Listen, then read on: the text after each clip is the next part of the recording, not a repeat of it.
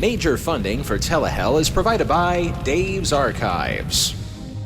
At Dave's Archives, he personally transfers, archives, and preserves classic commercials from the 70s, 80s, 90s, and 2000s and shares them with you. Don't forget about his Friday night live stream on, well, guess when? Go to davesarchives.com. By RetroCirc on YouTube. Do you love retro commercials with an original twist? Join the best mimes this side of the internet for a dose of nostalgia every week at RetroCirc, spelled with a Q at the end. RetroCirc, where nostalgia is the main attraction. By Kier's Nostalgia Corner, a collection of commercial compilations, retro nostalgic things, and other random things that come to mind. Look for her on YouTube at KIERS Nostalgia Corner, and don't forget to check out her live streams early in the week. By Kev the Ripper on YouTube, home to some of the most obscure TV shows you may or may not have heard of, all with original commercials and all not seen since their original air dates. It's Kev the Ripper at KEVRIPZ. And by the very generous benefactors who grace us on our Patreon at patreon.com/telehellpodcast, including Rhonda Farrell, Rick Kalacki Jr., Chris Michaud, Meredith Morrissey, Rabite, Matt Seelig, Spare Parts, and Neil Weinstein. Thank you.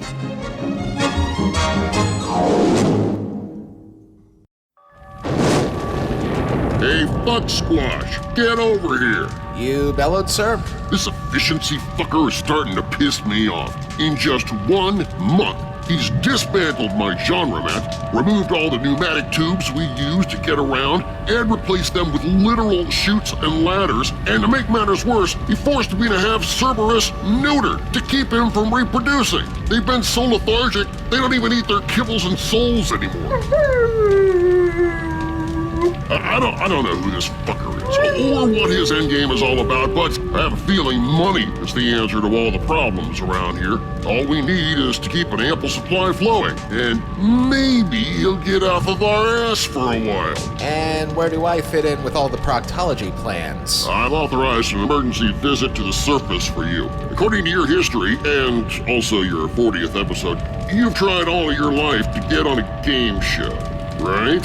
I didn't think you actually paid attention to the show, but yeah. Well, I pulled a few strings so I could get you booked as a contestant on a new show they're taping up on the surface. It's a show that's offering the biggest cash prize in television history. And I want you to grab every last cent you can. Neat. I'm obviously not going to keep any of the money that I win, but still. Neat. Oh, yeah. By the way, you remember that TV show, Chuck? Vaguely. That's the one with the guy who works at a Best Buy type place and he becomes an accidental spy when a microchip full of information is... Oh, shit. Yeah, hold still, please. All right, now stay as still as possible. Oh, God, that stinks. I'm gonna place something inside your head that'll give you a boost. It's programmed with everything the host is gonna ask you. Just buzz in before anybody else does. Now, stand on the strongman platform. The what? Something else Mr. Efficiency took away was the catapult we used to send people to the surface. He thought it was too medieval, primitive, and impractical. And I thought one of those carnival games where you try to ring a bell using a mallet might be more effective. Okay, even I think that's epically ridiculous. Hey, not my call. What are you gonna do, right? Now hold still, and remember, no flop sweat. What could go wrong with a questionable piece of technology in my head? Here you go, Rocket Man. Whee! And now, this is Telehell.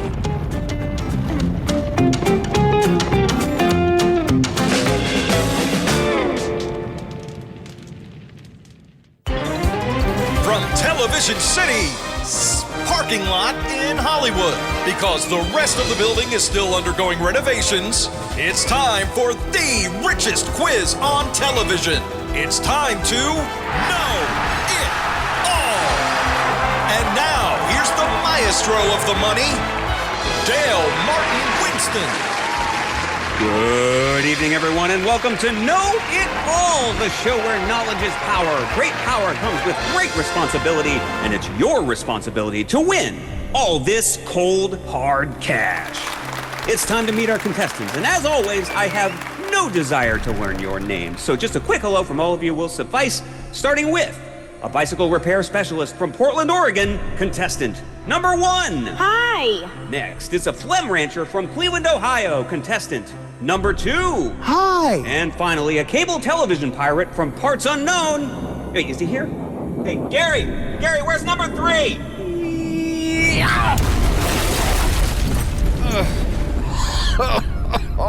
Nice of you to drop in.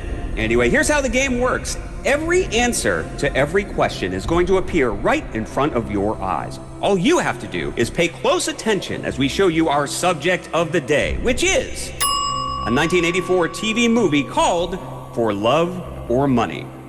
Now, before we get to the questions, I'll give you a few hints that may help you in round 1. And now, here are your hints.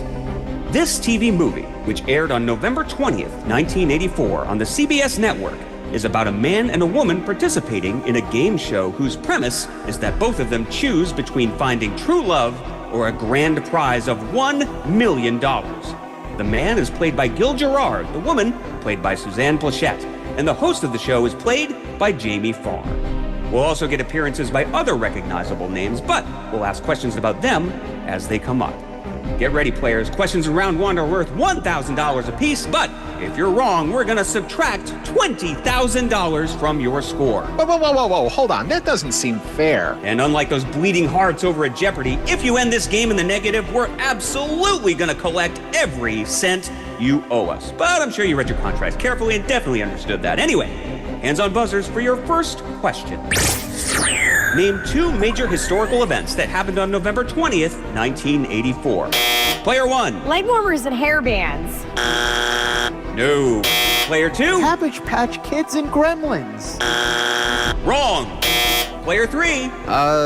Michael Jackson receives a star on the Hollywood Walk of Fame, and the first chapter of the Dragon Ball manga is published. That is specifically correct. You're first on the board with $1,000. Here's the next question. Name an acting role Gil Gerard was famous for leading up to 1984. Player 1. The singer of Fish Heads. Sorry, he was neither Barnes nor Barnes. Player 2. The lead singer of Fish. Even further from correct. Player 3. His most famous role up to this point was as Buck Rogers in the 25th Century on NBC. Right again. Here's the next one. After spending years in various feature films, Suzanne Plachette would land her signature role in 1972 when she became the TV wife to what famous comedian? Player 1. Jack Benny. No. Player 2. Slappy White. Definitely not. Player 3. Bob Newhart. Correct again. Nice work, Player 3. Here's the last question of round 1.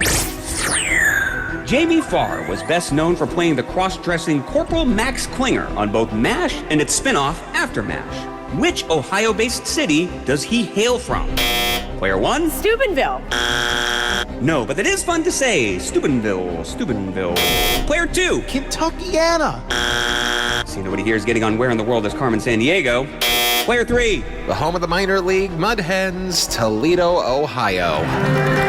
Player 3 on a roll with $4,000 so far. Well done. And before we continue, let me remind our audience at home of the rules of Know It All. Now, like most game shows, the player with the most money at the end will move on to the bonus round. Simple as that. However, we offer something in our bonus round that no other game show in any other nation or principality could ever afford to offer. A chance to multiply all your winnings by a factor of 1 billion. Ooh. Which means that right now, statistically, player 3 might get to go home with at least $4 trillion. so that's what he meant by the flop sweat. Of course, it's still early in the game. A lot could change as we now ask our contestants to focus their attention on our trademark know-it-all video wall as we present this TV movie to you one act at a time. Now remember, all the answers to all the questions are going to be right there in front of you. So stay sharp, and because our proprietary video wall is so massive, I'm going to ask all of you to put on your special wall viewing goggles as we begin with the action that took place at 9 p.m., 8 p.m. Central. Goggles? Shh.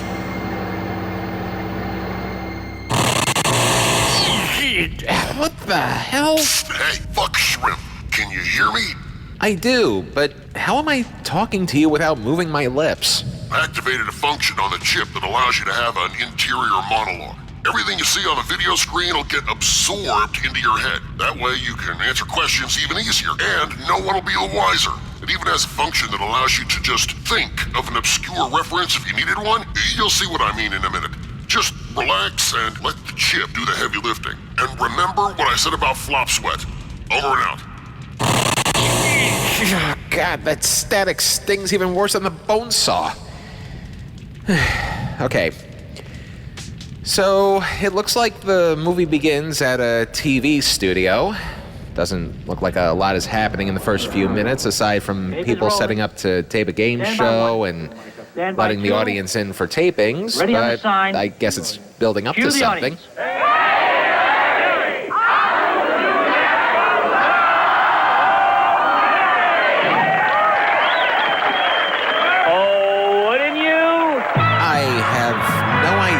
They just said, but I can blame that on an old video, and thank you, Fuzzy Memories on YouTube, by the way, for even having this movie in the first place. Okay, Jamie Farr comes in, he starts the show. I was emceeing the World Mercy Telethon benefit the other night, and Frank Sinatra walked up to me. Frank, he's a big supporter of the World Mercy Telethon, and he said, Larry, I'll never forget this. He said, honey, you're going to have to stand closer to the camera or I can't see the cue card. An odd start, I guess, but maybe this is dress rehearsal or something. Stay near the camera, KK. It's a choice of looking wall-eyed or like I got a twitch. So calm down. I'll get rid of her after the taping. No. What do you mean, no? It'll look like I got her fired. You can't make me the heavy. So what do you want me to do, Larry? Torture her a little bit? I don't care. You're the producer. Oh, wait, that lady looks and sounds familiar. Wasn't she on Mary Hartman? You know, that show Norman Lear did that tried to make fun of soap operas? Anyway, okay, now it looks like they're jumping right into the post-mortem. Guys and gals, follow me. A post-mortem that may involve a firing squad. Cancellation. We're off the air before we even got on the air. The network was anesthetized. Forget Pentothal. You could have performed root canal after one shot of this show. Come on, it's our first taping. We just haven't found the show. Rudy, what about the contestants? I've seen better-looking people on Hollywood Boulevard asking for loose change. And what about these questions? Complete that couple. Adam and Eve, Romeo and Juliet, Pyramus and Thisbe? You gotta be kidding. These people don't know from Thisbe. Well, I guess it could be worse. It could be a question about Aristophanes. Ridiculous. You got it. Okay, so they need to retool the show to make it more interesting. It's a pretty common practice on most TV shows from the concept stage all the way to when it airs, and sometimes even long after that. But how do they do it in 1984? Maybe if we gave away more money. What's My Line was on the air for 17 years and it gave away $50. Okay, I gotta give them credit for an actual fact. I mean, game shows were cheaper back then. And again, What's My Line probably blew their budgets on bringing in mystery guests each week. Man, even in my thoughts I can digress. Okay, so after the brainstorming session, we cut to a bar in Hollywood where the lady from Mary Hartman is brainstorming with Corporal Klinger. So if I offered you $1,000 or the love of a good woman, you'd tell me to take my money and just... You bet. Well, how about $10,000? Without a blink. 100,000. I blink a little. 1 million. Well, now. Right, exactly. We're all hookers. It's just a question of the price. We're going to take 2 people and we're going to make them fall in love. You can't just make 2 people fall in love. We're going to give them incentives, dollar incentives. And after they're madly, passionately, desperately nuts about each other, we're going to put them in front of 40 million people. And we're going to give them the great American choice. Love or money, Larry? I think I may be witnessing the birth of reality television as we know it. Not counting An American Family on PBS, of course, but all the elements of scum from current shows are in place. They just haven't begun to flourish because Mark Burnett and Mike Fleiss don't have any careers yet. Okay, so we get to the contestant audition process because you can't just let anybody be on one of these shows. You have to have the right amount of practically everything. Be smart, but not too smart. Be good looking, but in a realistic sense. And for good measure, also have a hard luck story as to why you might need the money. So, in other words, what the French call a certain, I don't know what. And through the weeding process, we get to our first contestant, played by Suzanne Plachette. Emily Hartley on the Bob Newhart show, and yet her character here has the same name as Bob's second TD wife. How's that for irony? Joanna, we want you to relax, feel perfectly at ease, just answer the questions naturally. At what age did you have your first sexual encounter? What kind of sexual encounter do you mean? I beg your pardon? Well, there's a full range. I mean, all the way from the first tentative mating display between a male and a female of the same species, all the way to full consummation. I mean, an exchange of glances between strangers on a crowded bus could be considered a sexual encounter. It depends upon what the meaning of the word is. And after some poking and prodding, we then have Buck Rogers come in. Well, we were going to be married. I was crazy about her, but I still thought that we should have waited. I guess you think that's pretty old-fashioned. No. So, did you get married? No, she ran off at the last minute. Sent me a letter saying that she didn't think that, well, actually, she said that she thought I was too good for her, that she couldn't live up to my standards. Oh, Wilma, how could you? Oh, Buck Rogers, does that mean that we will be together for always? Apparently not, but nevertheless, we have our 2 suckers of the movie, much to the concerns of Corporal Klinger. I do sweet. I do nice.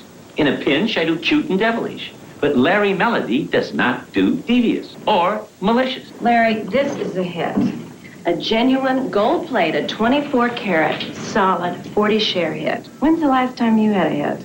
You know, there's a whole generation of kids growing up who only know Larry Melody as the guy who sits on a nest for 21st century savings. Is that how you want to go down in history, Larry? The guy who sits on eggs? I don't know. I hear eggs are pretty valuable these days. And while we're waiting for our 2 participants to actually get the call, we find out a little more about their personal lives. Plachette spends her days in a research facility monitoring behavior in animals. Somebody please keep Sarah McLachlan away from this movie, by the way. And the details of Buck Rogers' occupation is unknown at the moment. Anyway, as we get closer to game time, one last run-through. 3 couples answer questions about love or money. 1 couple emerges from the pack, agrees to risk their meager winnings to become expectant strangers. And where did they get on week 2? Not an acquaintance. Right. They answer diabolical questions about each other. They beat off challengers. They win more money in order for them to become casual friends. And then, or you can risk it all for the big one. You can become millionaires. Or choose commitment. Hit it, Charlie! And the game is afoot. And quite honestly, this sounds like something that can air on TV today. It's just as insidious as all the other dating shows, so why not add money to it all? Mike, Joanna. Kids, take a deep breath. Mike's going to take you out for a romantic dinner on us. Candlelight, wine, the works. So let yourselves go. Don't hold back, because you're about to take your first step on the road to fantastic riches or eternal love. And just like that, let's make a relationship. Uh-oh, come on. Okay, players, round two's questions are worth $2,000 apiece, but they'll cost you a whopping $50,000 if you're wrong, so be careful. Hands on buzzers, let's begin. Actress and singer Mary Kay Place appears in the movie as the scheming producer of the game show. Name the TV show where she had her breakout role. Player one? Dallas. Swing and a miss. Player two? The Home Shopping Club selling cosmetics. Ooh, wrong Mary Kay. Player three? Mary Hartman, Mary Hartman. Correct.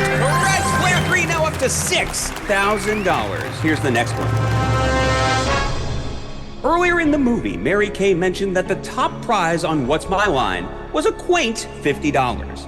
Name the backup mystery guest who would appear in case the real one dropped out. Player one? Arlene Francis. Player two? Wally Bruner. Sorry, wrong decade. Player three? John Daly. Good for 2,000. The host of the show was the show's only backup guest. Unfortunately, he didn't have to fill in until the final show aired in 1967. Next question. By sheer coincidence, Suzanne Pleshette is playing someone whose character is given the same name as Bob Newhart's wife on his 80s series, Newhart. Name the actress that played his second TV wife. Player one? Sorry, my hand slipped. Sorry, my hand slipped. Player two? Suzanne Pleshette. No, we're looking for the second wife. It seems player two can't actually count to two. Player three? Mary Fran. That's right, you're up to $10,000, and your opponents had better have some equity available in their homes. Here comes our final question for this round, and it's a bonus question. Earlier, we found out that Jamie Farr's character has the laughably cliche name of Larry Melody, similar to the old Merry Melodies series of cartoons. Each of you now get a free and open-ended guess to give us a far better name for this guy that also sounds like an old cartoon. Whichever one our audience likes the most will get to spin the wheel of cash. Let's start with player one. Lance Formers.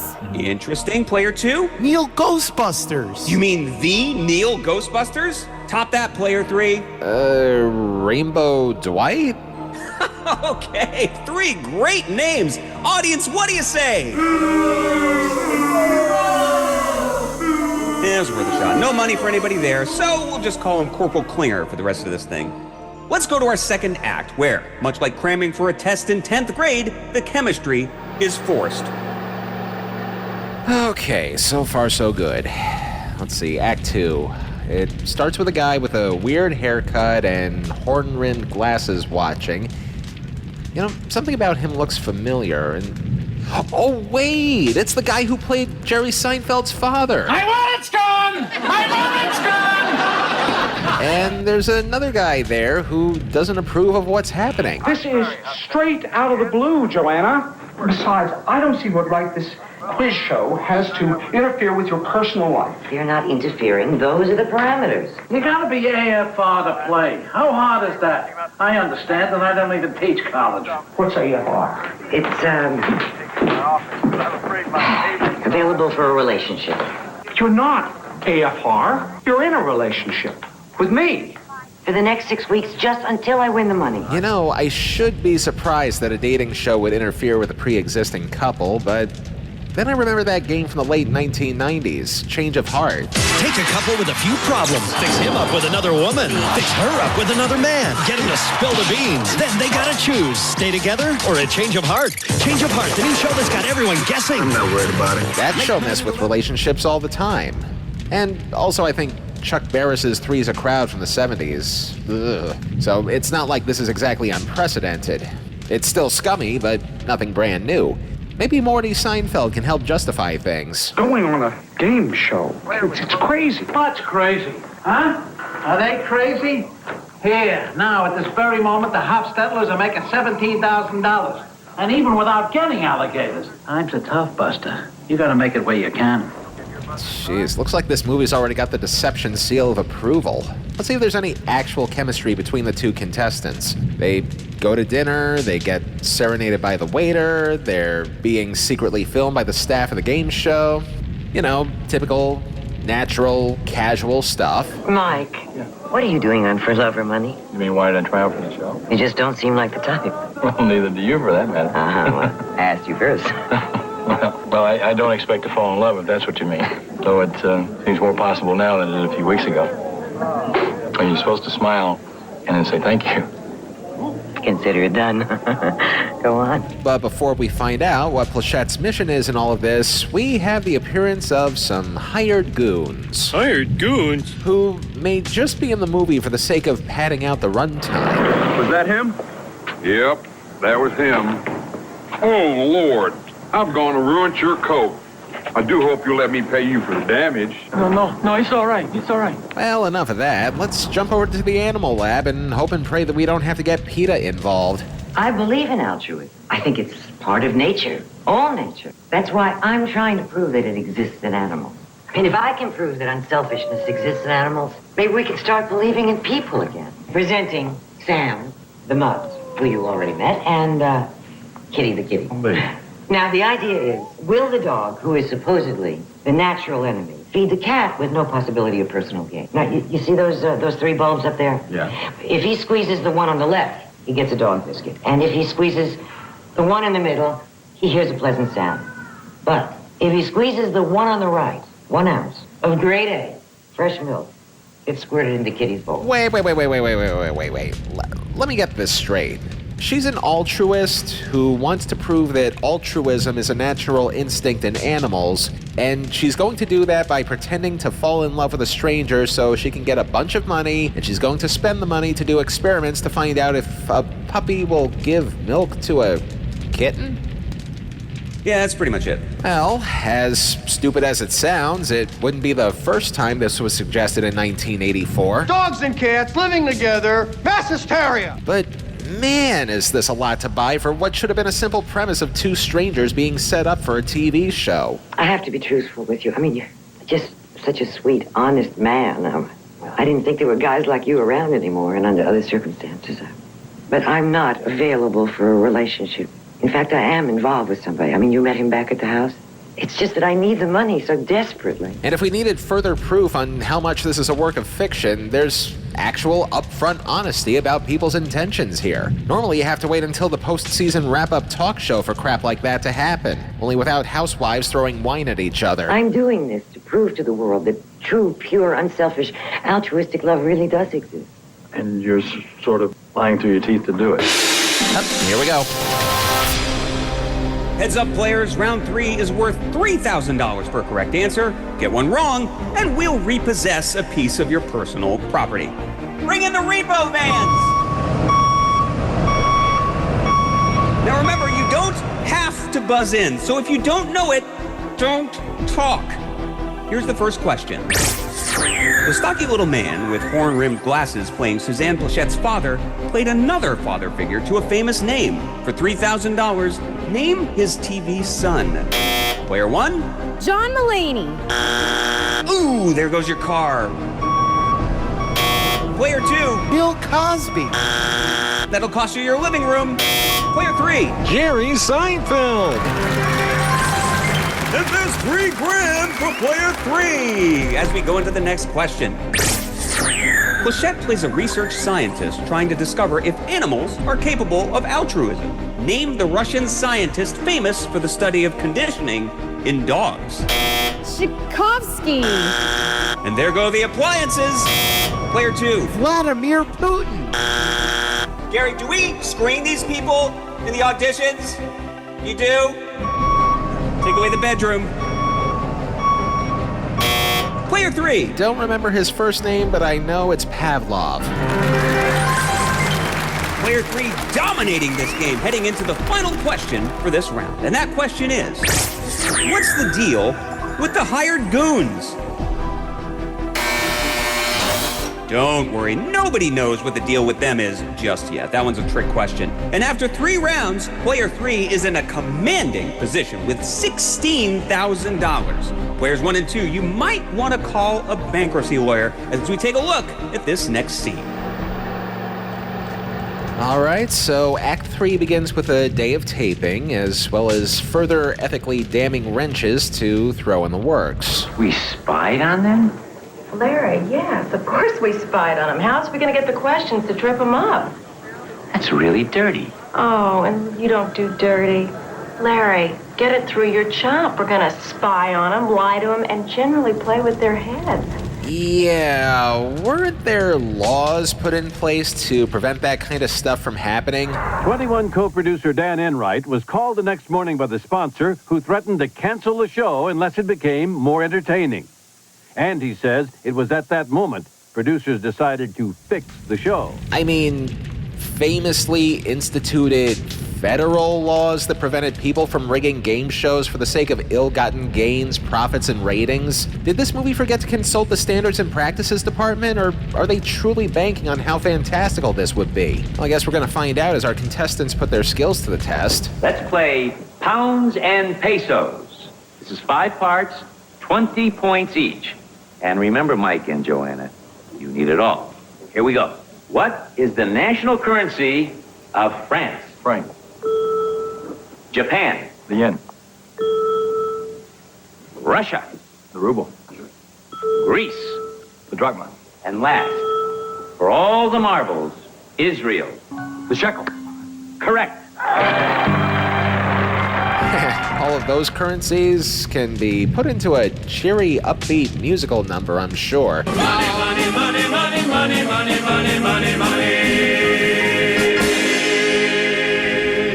Okay, so the couple moves on, and the first seed of deception blooms, and the more I'm watching this, the more I realize there's something very familiar about all of this. You remember the rules. We told you to go out on a date and find out as much about each other as possible.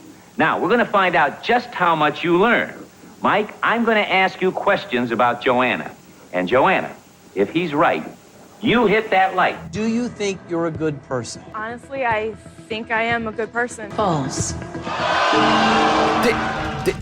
Did the moment of truth steal this idea?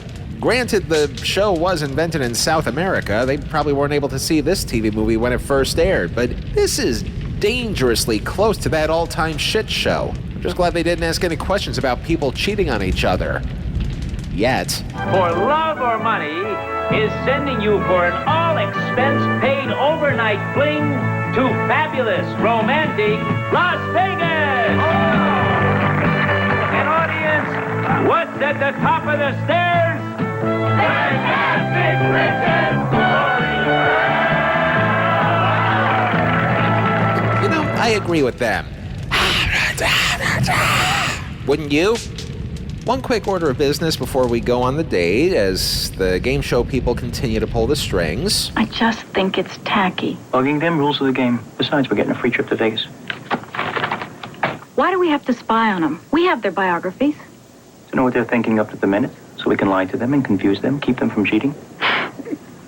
The Boy Scout and the dedicated lady scientist cheat. Rudy, come on! Listen, game shows are weird. You take a bona fide Saint, put her on The Price is Right, she'll sell out her mother for a toaster oven. And now it's on to Vegas, where our couple gets closer. The game show people pull a wide variety of strings, and we're also reintroduced to one of our hired goons. Hired goons? Mr. Eddie Epps would like you to join him in his suite. Mr. Epps also asked me to convey to you his fervent hope that you have brought with you the $47,500 that you owe him. Showtime. Let's play round 4, where a correct answer is worth $5,000. But if you're wrong, we'll tell a random one of your friends that you've always hated them and block them on Facebook on your behalf. This is also our elimination round, which means that the player with the lowest score at the end of this round is out of the game. Player 3 has a comfortable lead. Players 1 and 2, you're currently both equally disappointing to your third grade teachers, so let's see if one of you can show some life in this round. First question. The quiz show scandals of the 1950s were famously brought about by the series 21. For $5,000, name another 1950s quiz show that raised red flags. Player 1? Dotto. No, I'm sorry. Holy crap, you actually got that one right. Congratulations, Player 1! You're no longer the worst player we've ever seen on the show. I mean, you're still bad. I mean, really, really bad. But now Player 2 is really, truly the worst. Next question. Las Vegas is home to more casinos per square mile than any city in the United States, but not the world. Name the city and the country with that distinction. Player 2? Atlantic City, New Jersey. Are you kidding me? I'm sorry, I meant Atlantic City, New Jersey, USA. That's still wrong, and now we have to block 2 of your friends. Wait. Sorry, someone in my ear is telling me you don't have any friends, so we're just gonna have to seize your 401k. Player 3? Macau, China. Yes! That's right, bringing Player 3 to $21,000. Player 1 with a lot of catching up to do, but Player 2, I'm afraid it's game over for you. Do I get any consolation prizes? Absolutely. Let me just pull this giant lever of consolation.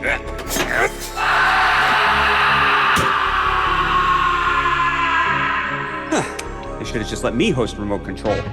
Anyway, we're down to just 2 players, and only one of you will have a shot at obscenely large amounts of money. But first, you'll face off in the head-to-head round, and that's coming up after the break. Wait, why did they say that here? Why did I do that?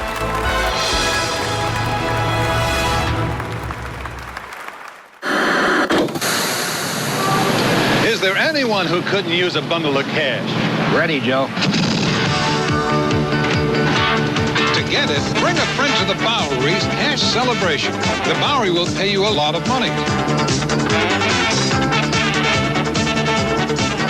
Depositors get current 6-month certificate rates plus a gift. Details and money at any Bowery office.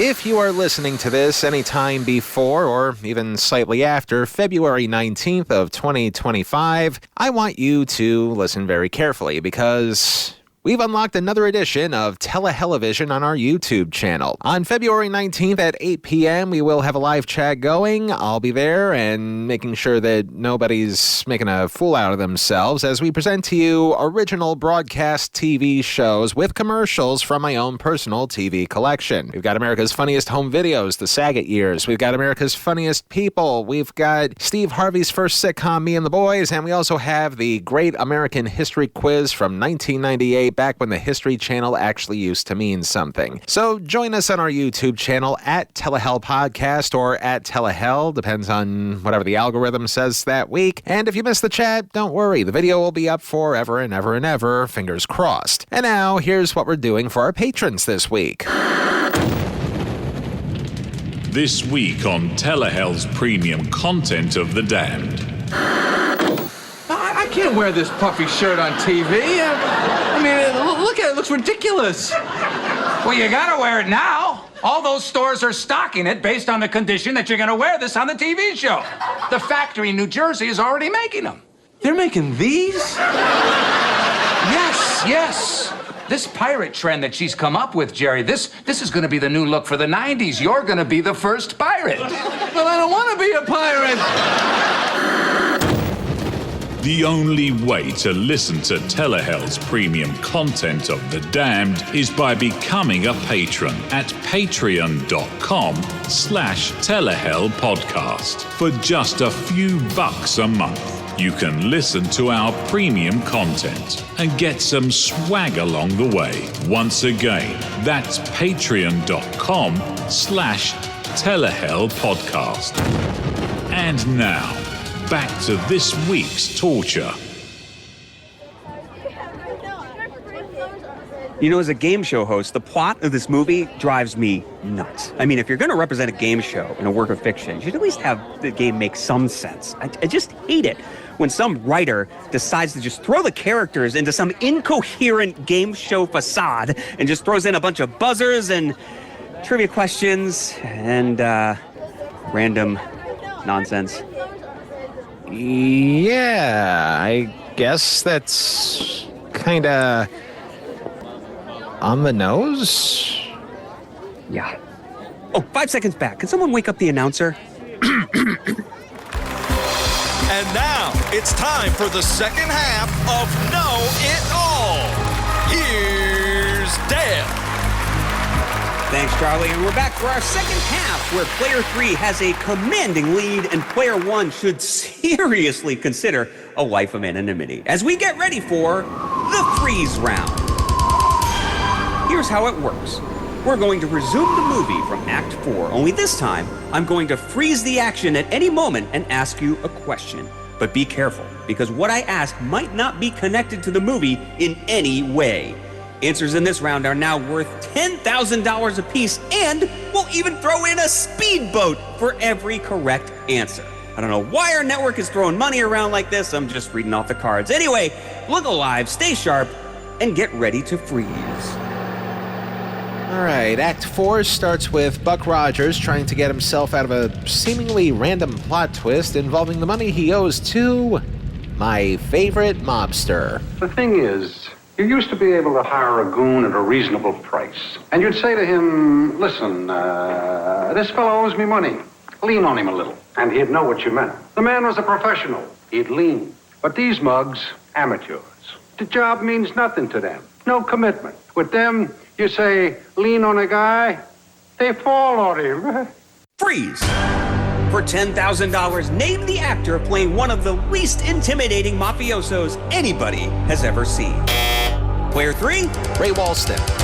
Correct. Now, unfreeze.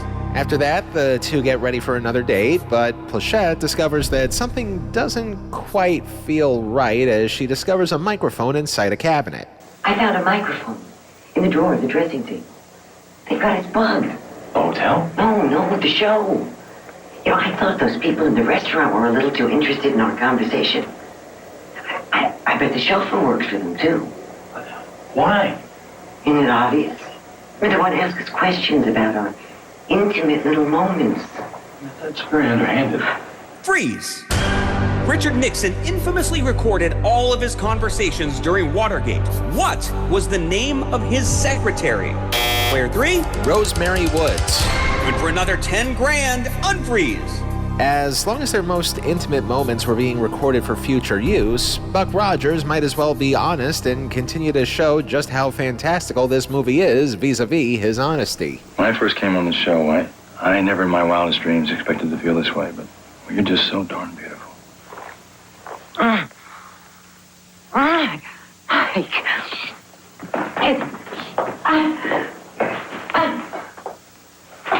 For a straight arrow Eagle Scout. It was a pretty devious thing to do. I just thought we ought to give them a little intimate moment. So it looks as if those two are going to put on a show for the show.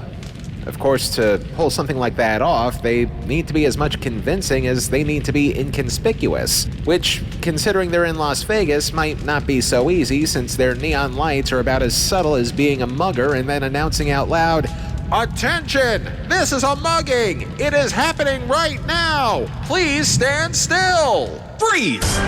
What Las Vegas-based hotel is the oldest one that is still in operation as of today? Player 3. The Golden Gate.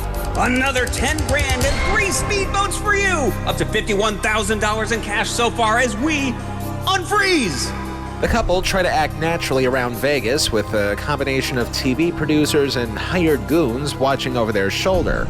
TV producers and hired goons. Talk about a redundancy. Once they finally reach a point where they can be alone together, the couple let their guards down just a little bit. I really was mad at you back in the room when you kissed me, but I think you were right. I mean, from the show's point of view, the ideal couple actually does fall in love and refuse to accept $1 million. I mean, that is the ultimate choice, right? Love or money. Yeah. From our point of view, we're in it strictly for the money, but I think we should pretend to fall in love. It sounds right. I think now would be a good time for you to make your move. So they keep playing it up for everybody, knowing full well it's exactly what they want to see. But in Buck Rogers' case, maybe he's committing to the bit a little too much. What's the matter? Did I do something wrong? Oh, them? They left a few minutes ago. Freeze! What was the name of Buck Rogers' robot sidekick and name his voice actor? Player 3? The sidekick's name was Twicky, and he was voiced by Mel Blanc. Bitty, bitty, bitty, bitty, bitty, bitty, bitty. Another 10 grand, and I hope you like marina fees. Unfreeze. As the date ends, both of them are starting to realize that as much as this is all for a show, there might be more happening than either one of them expected. The next day, Buck Rogers shows up at his sister's house, and the movie twists things around once again. You're still mad at me, huh? Why should I be mad at you? Because the only time you see your brother is when he needs money, right? How much is it this time? Not a penny. Just yours and Howard's gracious hospitality. I need a place to hang out for a couple of weeks. Oh, not a chance. The last time I let you near my husband, he ended up financing an avocado ranch. And what's wrong with that? There's a lot of money to be made in avocados. And just imagine this, Bobby. Sitting out on the ranch house steps, listening to thousands of avocados rustling in the breeze, fighting with the Tangelo farmers over water rights. Cut it out. Oh, well, then there's the avocado roundup. Freeze! Which actor played a small round citrus fruit which solved murders in Cabot Cove, Maine? Tangelo Lansbury? Holy crap, how'd you figure that out? I kinda wish I didn't. Unfreeze. So, as much as Plachette wants to use her share of the money on following her inner Pavlov, Buck Rogers wants to use his share of the money to buy an avocado farm while at the same time paying off his gambling debts to the mob. Avocados and mobsters. All you need is a nuclear-powered train as a narrative device, and you've got yourself a hit series. What took you so long, huh? I was looking for a magazine with avocados in it. That's what they eat in California, you know. Avocados. I hate avocados. And while I continue to ponder just how small of a place the world can be sometimes, one other twist is unleashed as Buck Rogers moves into his sister's guest house. Oh, by the way, sis, I forgot to tell you. I borrowed Howard's life. His what? His life, his biography. I'd never gotten on that show with my history, but Howard's. Eagle Scout, star athlete, National Merit Scholar, Vietnam War hero, builds a successful business selling early Americana, and all of that out of nothing. One of 9 children from a dirt poor family, it's irresistible. Wow, I never thought I'd use this antique of a cliche, but maybe you should consider politics. As we now meet a seemingly random sweet old lady. Remember, Larry, we thought it was time that Michael introduced Joanna to his mother? Of course, Mike's mother. Are we taping yet? Not yet, dear. Griswold didn't want any children. He was a pistol, but he didn't want any children. Then he died, and I married Flowers. I was 45. They said I was too old, but I said, suck eggs. Freeze! Who is this old lady, and specifically, how many movies and TV shows did she appear in? Player 3? That's Nedra Volz. She's appeared in 65 movies and TV shows, 3 appearances on movie soundtracks, and a week of shows on 1983's Match Game Hollywood Squares Hour. Hey, Player 1! Hello? Do you even have a pulse right now? Never better. Unfreeze. The reason for the old lady is so the next round of the game is a classic who knows you best situation. And who better than one's mother, even if it turns out that the relationship was fabricated in the first place. Ladies and gentlemen, please welcome, all the way from Cedar Rapids, Iowa, 81 years young, Mrs. Hypatia Flowers, Mike's mother. That's my mother. Isn't she cute? Why is my mother here? Roberta, do you know why my mother's here? Mama? Freeze! The man who just shouted mama is a very famous commercial actor named Squire Friedel. For another $10,000, smart guy, name both ad campaigns he was famous for. He was the 1980s Ronald McDonald and the spokesperson for Toyota, sometimes simultaneously. How the hell do you know that? And where are we gonna come up with that many speedboats, Gary? Anyway, you're up to $91,000, and I'm just gonna ask you to hold still for just a second. Yeah! What was that for? Minor formality. We test all our contestants for quiz show enhancing substances, a regulatory thing. It's all part of the eligibility requirements. Anyway, hands on buzzers and unfreeze. So it looks like the seeds of mistrust are about to bloom some rotten fruit, bringing all the proceedings to a halt. Let go of him. Mama, tell them! Mama! Howard, do something. Mama, tell him! Tell him! Your contestant's an imposter! He's a liar! He's my brother-in-law! He's never done an honest day's work in his life! Oh, Mama! We're sorry, dear. Sometimes people just get... That ought to teach him a lesson. What are you talking about? He never visits me, hardly even writes. I like that other one. What's his name? Mike? He looks a little like Richard Dawson, don't you think? Survey says... Bastard! Drop dead! I don't do requests. That sound means it's time for a new act of the movie, and the value of each question is now $20,000 and another speedboat.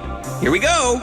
So it looks like everybody is about to get caught up in the biggest quiz show scandal since the 1950s. Come on, KK, we gotta dump him. The guy's a fraud. Now, wait a minute. He didn't win the money under false pretenses. He answered the factual questions correctly, right? And then he answered the questions about her correctly, too. Yeah, then she answered questions about him based on a pack of lies.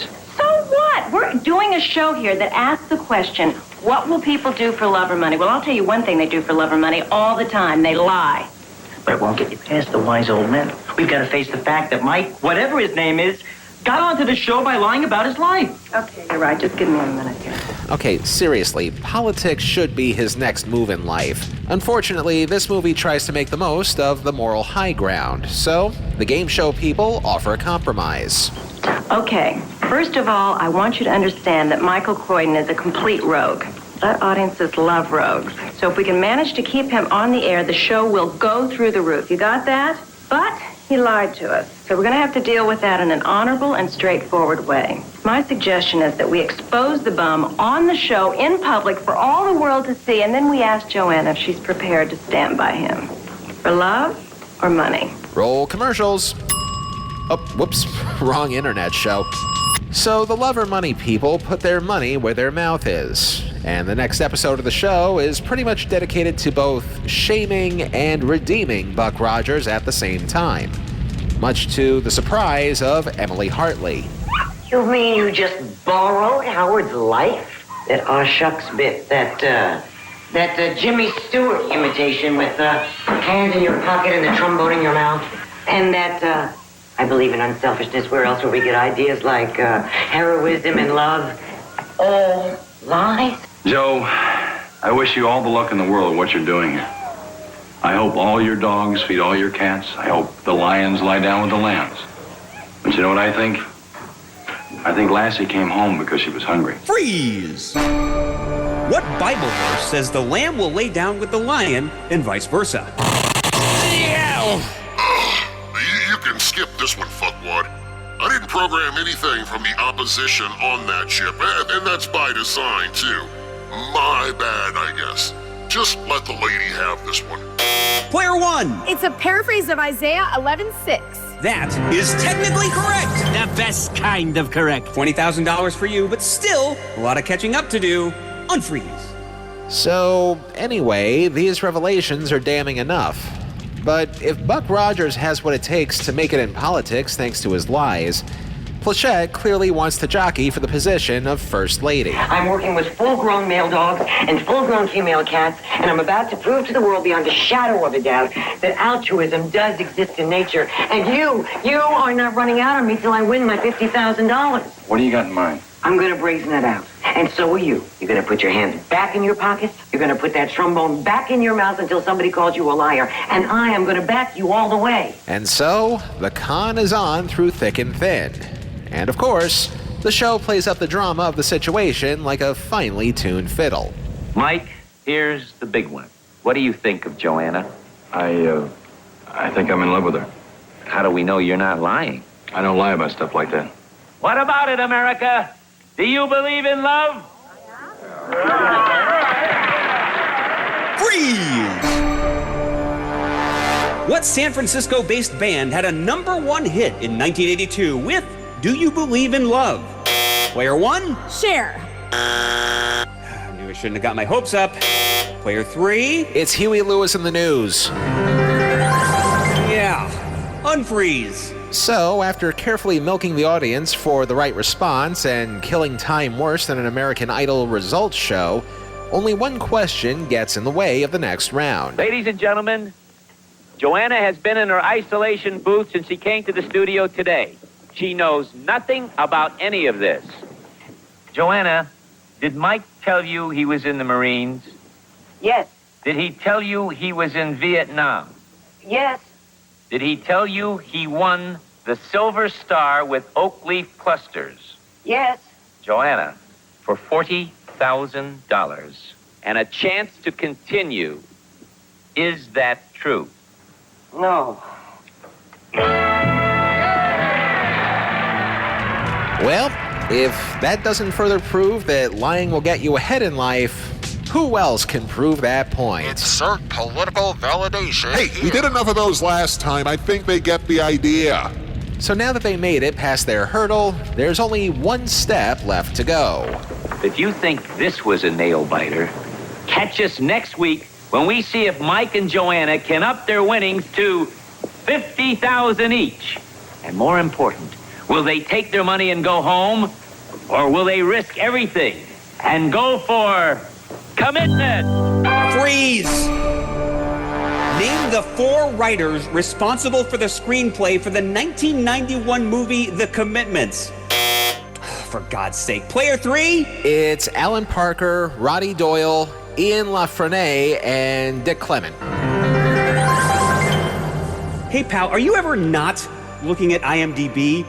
Like, do you have any hobbies or a job, or do you ever talk to other human beings? I don't even have a life. Sounds about right. Anyway, it's time for our next round, and all answers are now worth $50,000 and even more speedboats. Roll it! Speaking of commitments, it looks like they're both truly committing to the bit, even going so far as to have Buck Rogers stay at Emily Hartley's house.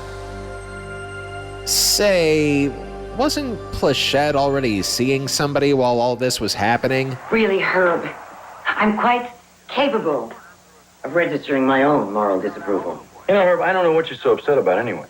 I mean, just because Joanna and I are going to be spending an entire week together in this intimate 2-bedroom house.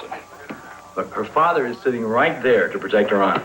Besides, Herb, you know perfectly well that nothing Joanna has done in the past 4 weeks, absolutely nothing, has been motivated by even affection or friendship, to say nothing of love. It's all been greed, or to put it another way, pure, simple self-interest. Now, why don't you go home, get a good night's rest, don't worry about a thing, okay? Wow, Buck Rogers is an asshole. I mean, props for honesty, but still. Asshole! Nevertheless, the bit must be committed to the last detail, and of course, with the knowledge that the money being won is all going to a noble cause, at least on Plachette's side anyway. She still hopes that dogs and cats will live together in perfect harmony or some bullshit like that. You're going to let 12 full-grown male dogs run loose in that room with 12 full-grown female cats? Oh, they've all been conditioned. I mean, every dog has fed every cat. They know each other, so to speak. Oh, I see. So you expect all the little kitty cats to line up at their bowls and all the little doggies to get up on their hind legs and fill them full of nice, fresh milk? Well, I guess when you put it that way, it's... Oh, what's the word I'm looking for? Stupid? So stupid. Nevertheless, again, what is science if not the wanton need to experiment, to hypothesize, to formulate, to use trial and error to see what works and what doesn't? And sometimes you don't even need science to do any of those things, especially at times when things like your gut and your heart wind up taking over. You're also nuts to consider marrying Herb. I thought you didn't believe in love. Not your kind of love. Not weak gruel for kitty cats, no. But I do believe in something else. Something much more dangerous. Something that makes you possessive, and jealous, and passionate, and totally crazed. And that, ladies and gentle demons, is what we call a variable. Freeze! Who created the scientific... Sir Francis Bacon. Method Damn it, unfreeze. Say, we haven't really had a moment with Morty Seinfeld for a while. How does he feel about this potential con man taking the place of another guy that we've barely seen throughout this movie? Hey, keep your eyes to yourself. I was looking at your cards. I know. You were looking at my daughter's cards. Well, she's got what I'd call a full house. Yeah, with a hand like that, she wants to get in the game with Dr. Herbie Frobisher, the human volume. Also, out of the picture for some time, one of the hired goons. Hired goons? Okay, we get it. Mr. Eppies wants you to know that he has taken a keen interest in your final appearance on For Love or Money. And he also wants you to know that if it ain't your final appearance, it will be your final appearance. In other words, Mr. Eppies wants his money, right? Thanks. And just so you don't forget...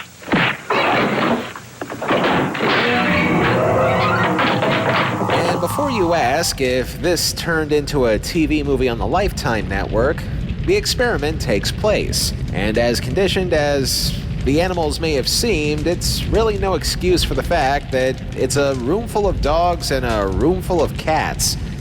How the hell do you think it's gonna go?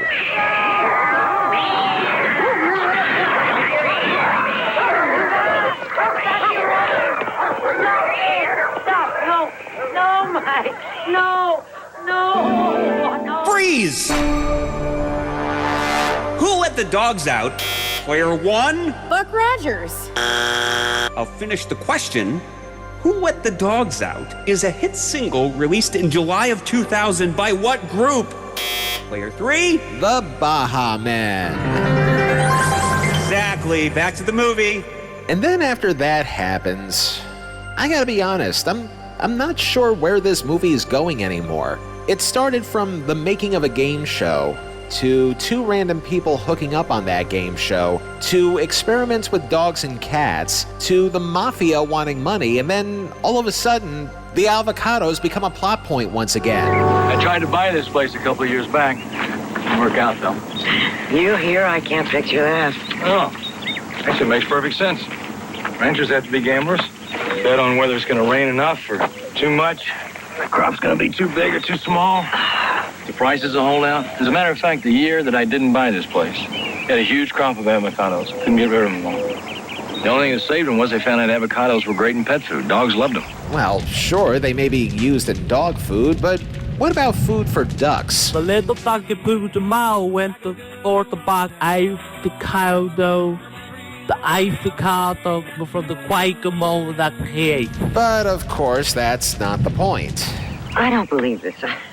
My life's work just blew up in my face. It carried me off like a Neanderthal in front of my colleagues. And I'm sitting here like I haven't got a care in the world talking about, for God's sakes, avocados. We're not talking about avocados. Oh, Mike. As a matter of fact, we're not talking at all.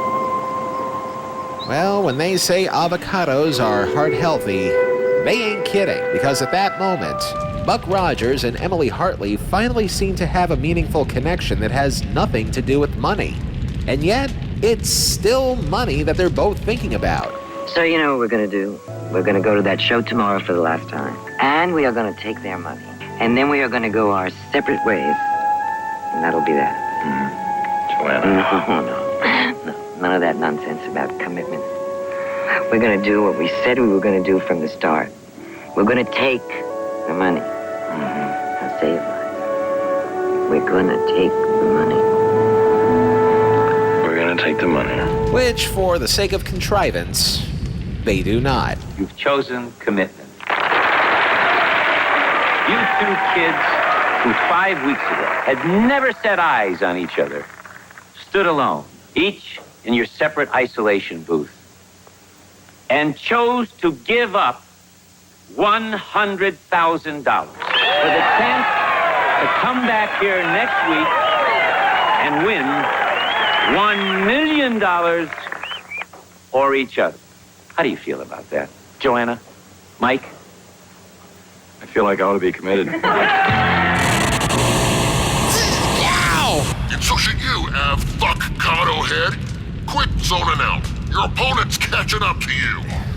Wait, why did I zone out? I wasn't flop sweating or anything. No, you belt jar-headed pussack. Flop sweat makes the chip malfunction. It's working normally, but you still have to outbuzz your opponent, moron. She's wiped out her negative score now in just under 5 minutes, and she's just one question behind you now. The final round's coming up. Stay on guard and don't fuck it up.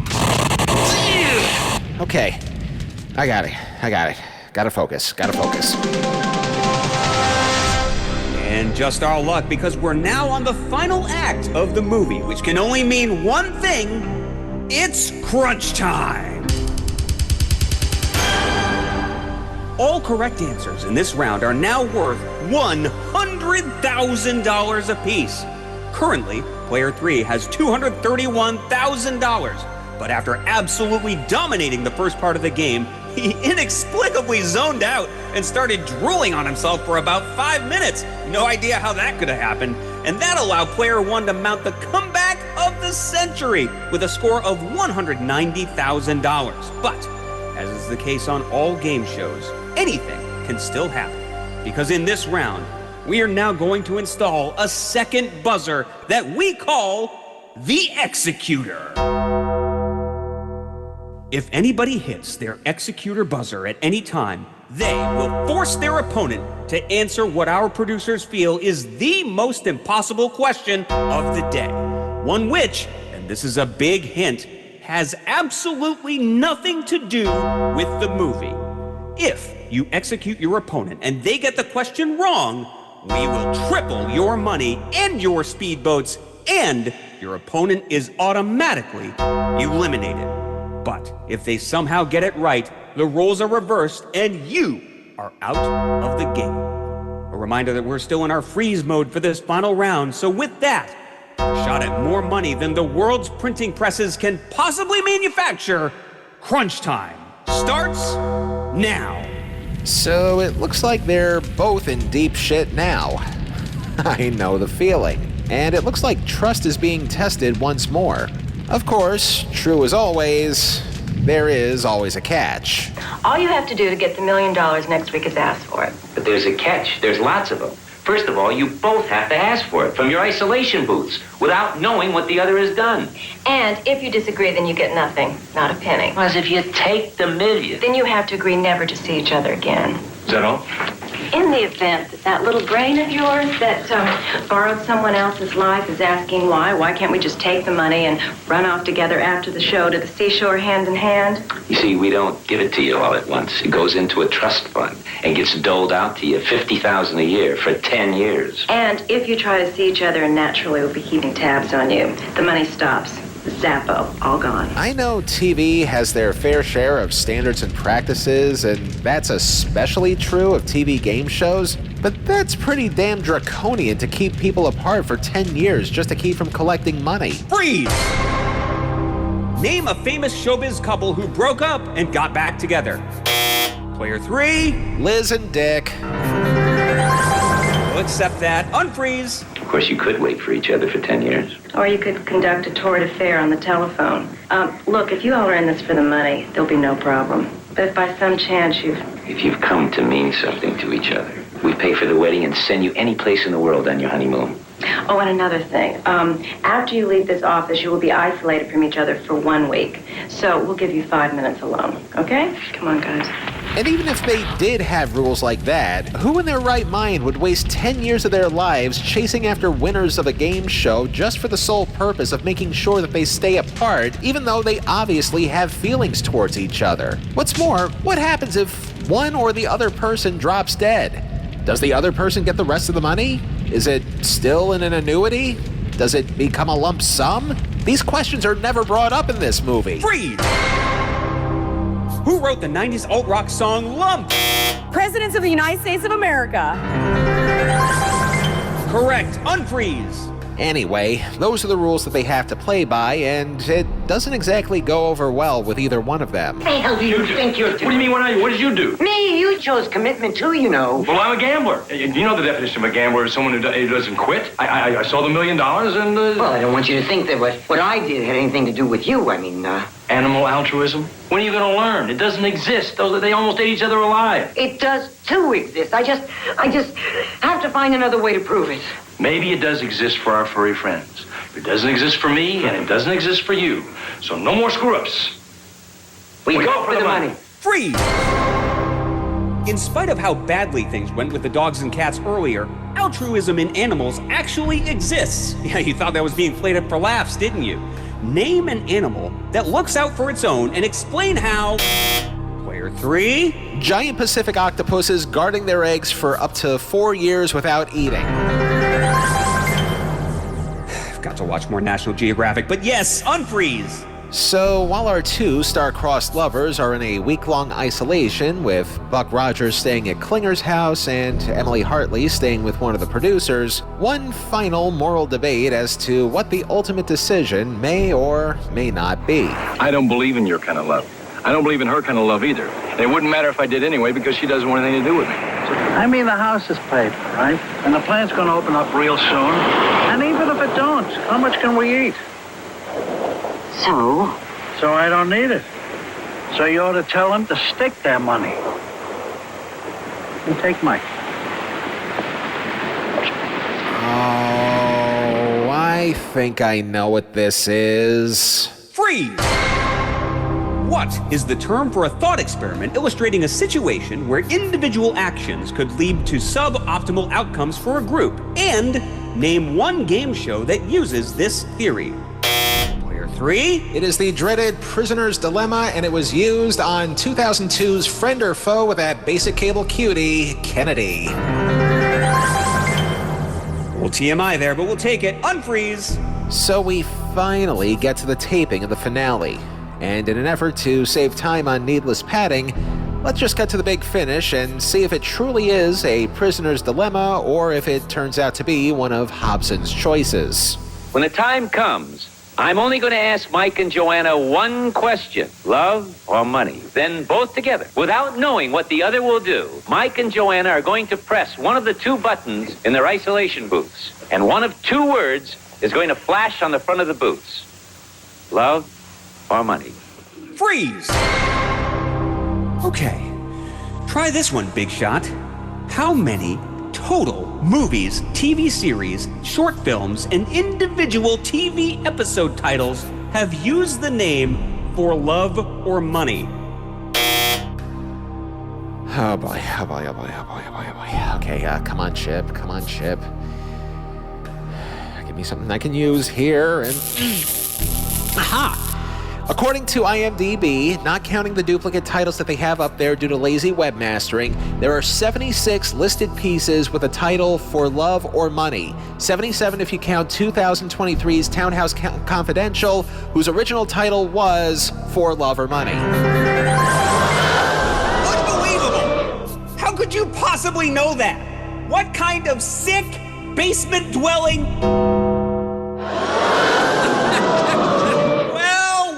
Well, smart guy.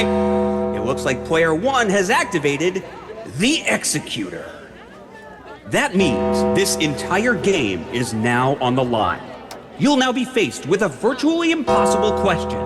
If you're correct, the game ends with you tripling your winnings and moving on to the bonus round. Get it wrong, and your opponent will steal it all. So, for a total of $1,893,000 and more speedboats than you could ever need in a lifetime. For the game, here is your Executor question. Let's see, not that one, definitely not that one. Got him. All right. Here is your Executor question.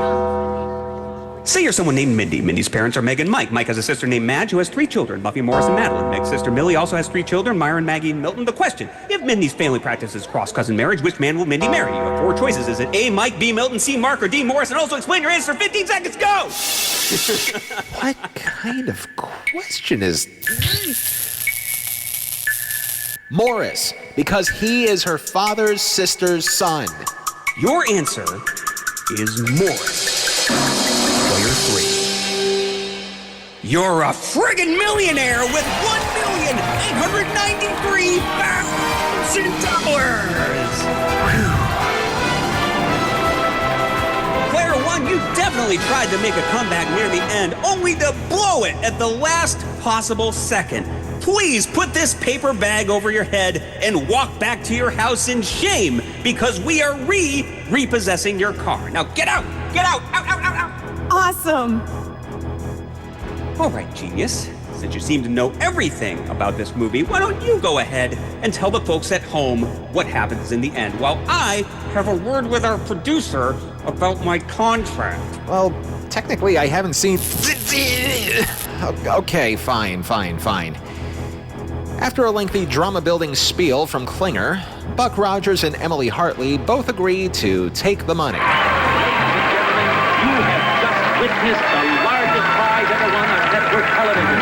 $500,000 for Mike, $500,000 for Joanna, for a total of $1 cool million. Of which is to be paid out at $50,000 a year per person for 10 years. And just as the producer says, they're not allowed to see each other for that long or risk losing it all, which they reluctantly do as they go their separate ways. But once they do, there's a sense of discomfort in the air, and of all people, that sense is coming from Mary Kay Place, who was all but certain that the contestants would actually choose love over money. You wanted them to fall in love. Larry, You're depressed because they didn't give up $1 million for each other. that is ridiculous. That is incredible. Deep down, you're just as mushy and cushy as the rest of us. Will you get out of here? Go get a clinic named after you or something. Don't worry. I won't tell anybody. But while she's whining and moaning about that, Buck Rogers uses his winnings to pay off Mr. Hand from Ridgemont High. You know, I'd have had to hurt you if it had gone the other way. But it still makes me feel kind of sad. I mean, you'd like to think there's some romance left in the world. But because this movie isn't contrived enough, he uses the $2,500 that he had left over to, what else?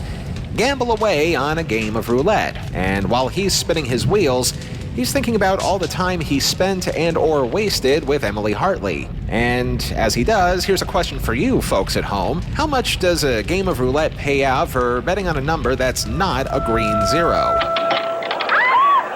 30 red. The correct answer is 35 to 1. Long story short, Buck Rogers just bucked up to the tune of $87,500. Money which he then uses to buy that avocado dream farm of his. And guess who's tagging along for the ride? What are you doing here? Well, I own this place. I bought it a couple of weeks ago. What are you doing here? Me? I just, happen to be in the neighborhood. It's good to see you. And guess who else is tagging along for the ride as well? Yeah, the producer followed them there, thus making the remaining $900,000 that they both could have won completely worthless, but who cares? They're in love!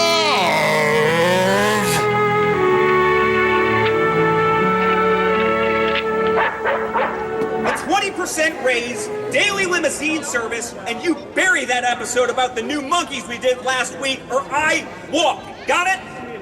Hey, you're on. Hi, welcome back, and stick around for our bonus round where player 3 has a chance to multiply his newfound millions into, God help us all, $1.9 quadrillion. Charlie, tell us what we're sending players 1 and 2 home with, assuming the world's economy is still functional in about 5 minutes. In addition to a lifetime of shame they'll get for losing, some departing contestants may receive Denerex and Centrum and Dimetap and more Dimetap and more Denerex, a bunch of Robitussin, Tiger Balm Liniment, Subi Honey, a bunch of Hershey's Kisses, Mrs. Butterworth, Mrs. Butterworth Light, Mrs. Butterworth Dry, Bon Ami Cleanser, more Mrs. Butterworth, a bunch of chapstick, more Robitussin cough drops, Sweet and Low, more Hershey's Kisses, even more Centrum, V8 Splash, some Advil, Hall's cough drops, Turtle Wax, Lee Press-On Nails, Rice-A-Roni, the San Francisco treat. a Procter Silex toaster, a bathroom scale, a business license so you can open your own general store and sell all this crap. And of course, a copy of our home game. And now, back to Dale Martin Winston and our big winner for a shot at more money than has ever existed in our Know-It-All round. Well, Player 3, you've certainly surprised us today. You've proven to us that you know a lot about an otherwise super obscure 1980s TV movie. But do you truly know it all? For a shot at the single biggest payout in human history, it's time to face the Know-It-All round.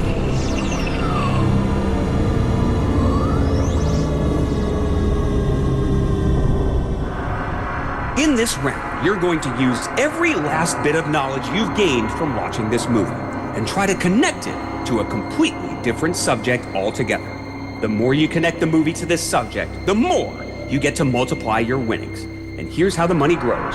You start with a multiplier of just 1. Get the first question right, we'll add a 0 to that 1. So, the first connection will get you a multiplier of 10, then 100, then 1,000, and so on down the line until you've managed to reach the ultimate prize, where we multiply your winnings by 1 billion, meaning that tonight you have a chance to take home a galactic record amount of money, $1.89 quadrillion. And we'll throw in enough speedboats to start up an independent navy. That is the rough equivalent of the gross national product of about 84 combined countries, including the United States and China. With this much money, you could own absolutely everything, including the very concept of money. Understood? Yeah. When your time starts, I'll give you 3 minutes to justify the movie's connection to our mystery subject, and 3 minutes only, not a second more. And with that, this is the most important rule of the game. We were able to acquire the bailout button from the American version of the classic British game show, Winning Lines. There's a deep cut for you sickos out there. The button will start flashing once there's only 15 seconds left on the clock. In order to claim anything, you must push the button before time is up. Otherwise, you lose everything you've won. And me and all the hardworking people here are just trying to provide for our families and to keep our jobs. Understood? Quadrillion? I think he gets it. Let's put 3 minutes on the clock. Player, I want you to connect the 1984 TV movie For Love or Money to The 9 Circles of Hell as written in Dante's Divine Comedy. Oh, you've gotta be kidding me. For $1.9 quadrillion, your time starts now. Ah, man, it follows me everywhere I go, doesn't it? Okay, well, I think it's very obvious, right in the title of the movie, that at the very least, For Love or Money indicates a choice between lust and greed, but that's at its most basic level. Now, aside from the obvious, this is a story about the fine line between doing things for noble reasons and doing things to satisfy one's self-interests. And there's a number of examples outside of the main game show story that reflects this. Unfortunately, the movie felt that it had to put in too many subplots over fears that the main story alone wasn't going to be fulfilling enough, so they had to add all that stuff about owing the mafia money, making cats and dogs cohabitate, and buying an avocado farm. So those elements alone make the movie feel more gluttonous than necessary. And let's also not forget the fact that Gil Gerard's character, in spite of his intentions overall, still wound up on the show under false pretenses, so that alone is a mark for fraud. And all under the umbrella of an untested game show looking to grab ratings wherever it can, even if it means invoking the days of the quiz show scandals and narrowly avoiding treachery. Ultimately, love does win out, but as contrived as it may be, that does wind up putting the $1 million that they both won in limbo. 30 seconds left, player 3. What about the wrath of Ray Walston looking for his money? Or one of his hired goons violently slugging Buck Rogers? Or perhaps this was a somewhat heretical representation of game shows? Come on, you want to go for all that juicy money, don't you? Not really. I mean, Walston was too genial to be intimidating to be a mobster. The game show production process, I felt, added accuracy to an otherwise lame story, and one random sucker punch doesn't really count for violence for the entire movie. I think I've made as much of a point as I can possibly make on this, so I'm bailing out. Well, player 3 wimped out at 6 out of 9 circles.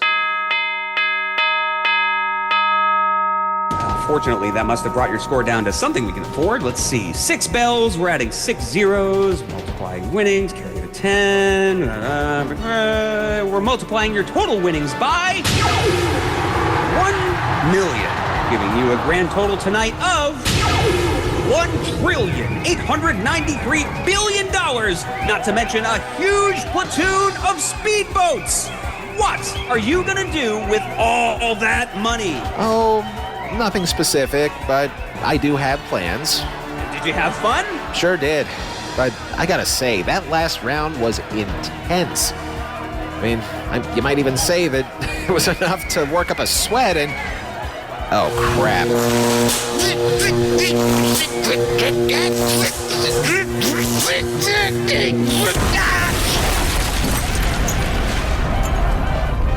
Hey, where'd he go? If he just disappears like that, do we have to pay him? What do you mean direct deposit? I guess that wraps up this edition of Know It All, as well as the network this show airs on, because we are now out of business. So I'd like to thank our producer, Gary, for being an absolute moron. And to my family at home, alimony will be late this month. Anyway, goodbye forever.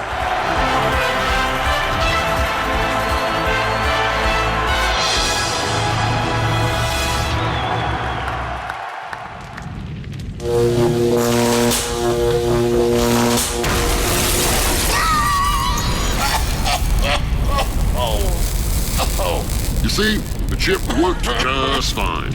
I haven't mastered the waterproofing it yet, but you know, it gets dry down here. It's kind of hard to pull off in testing. Never mind that.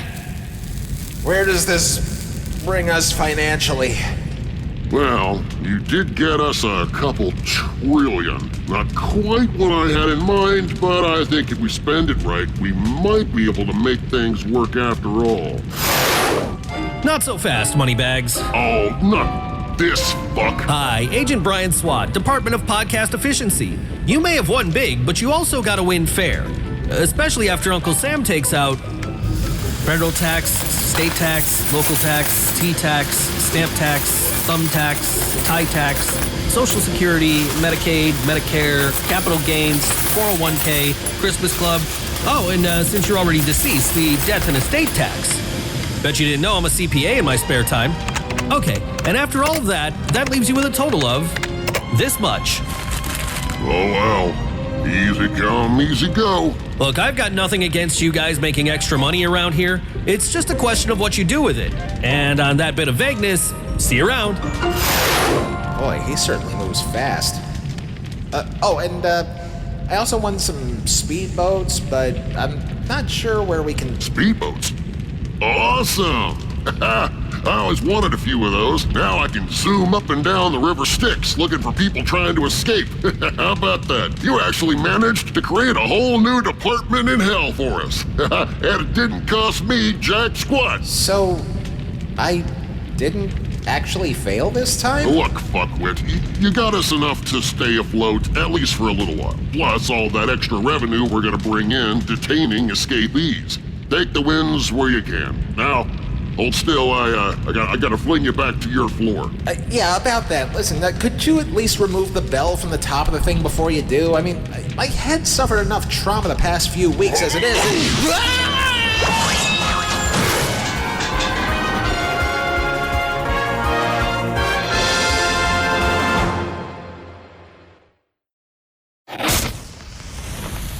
Next time on Telehell, life is a highway, but you wouldn't want to ride this one all night long.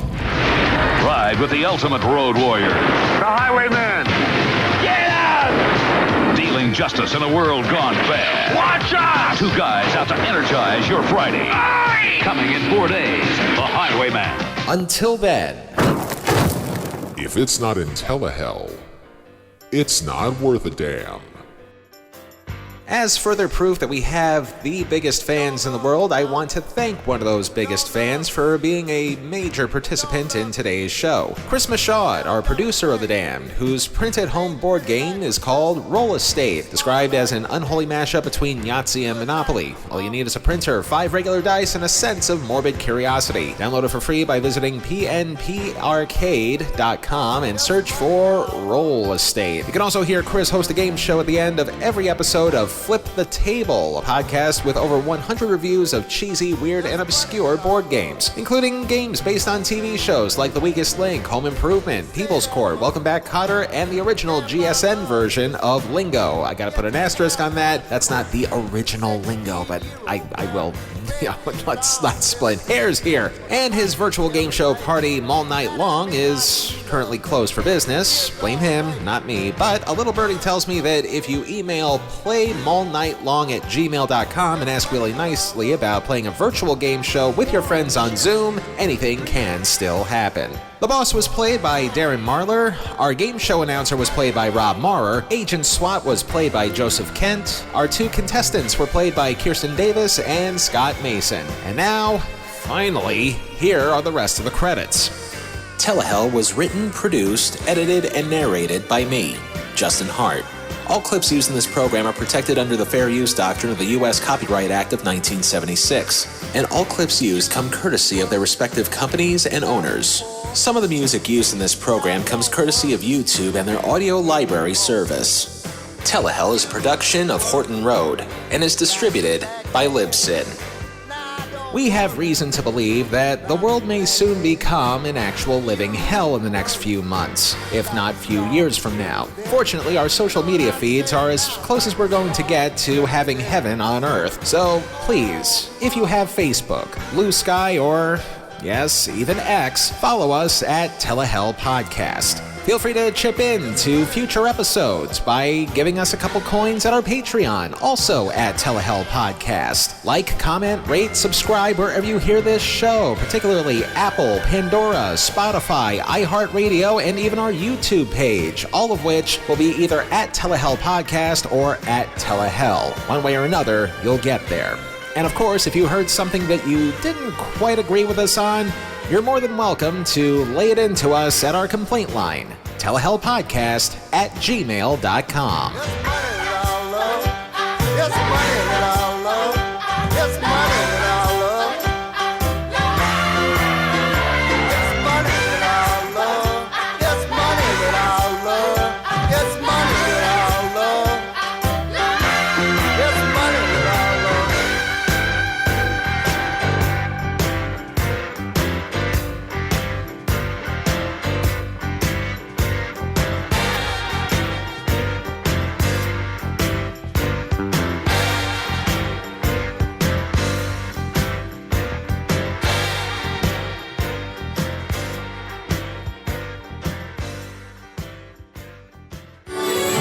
Another great show from Horton Road.